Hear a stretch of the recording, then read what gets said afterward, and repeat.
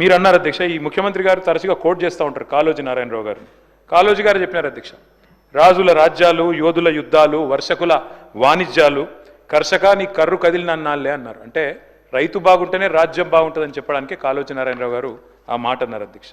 కానీ ఏమైంది అధ్యక్ష, ఈరోజు తెలంగాణలో పంటలు ఎండుతున్నాయని చెప్పి వాళ్ళ ట్యాంకర్లతో నీళ్లతో పంటలు కాపాడుకునే ప్రయత్నం బలంగా చేస్తూ ఉన్నారు. మాట్లాడితే కూలేశ్వరం కూలేశ్వరం. అధ్యక్ష, మీరు మంత్రులు, మీరు అట్లా అనాలోచితంగా అంత ఈజీగా కూలేశ్వరం అని మాట్లాడితే అది మన రాష్ట్రానికి నష్టం. అదేదో కేసీఆర్ గారు వ్యక్తిగతంగా ఆయన కోసం కట్టుకున్న ప్రాజెక్టో లేదా ఇంకోళ్ళ కోసం కట్టిన ప్రాజెక్టు కాదు కదా. మేడిగడ్డ అధ్యక్ష, కాళేశ్వరంలో మొత్తం ఒకటి కాదు అధ్యక్ష, మేడిగడ్డ, అన్నారం, సుందిల్లా 3 బ్యారేజ్లు, 19 రిజర్వాయర్లు, 21 పంప్ హౌజులు, 100 కిలోమీటర్ల సొరంగ మార్గాలు, 1000 కిలోమీటర్ల కాలువలు.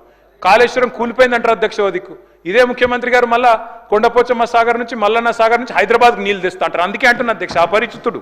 ఎందుకంటే కాళేశ్వరం కూలేశ్వరం వాళ్ళే అంటారు. మరి కొండపోచమ్మ సాగర్, రంగనాయక సాగర్ దగ్గర పోయి మంత్రి గారు అక్కడనేమో ప్రార్థనలు చేసి 1,00,000 ఎకరాలకు నీళ్ళు ఇస్తున్నామని చెప్తారు.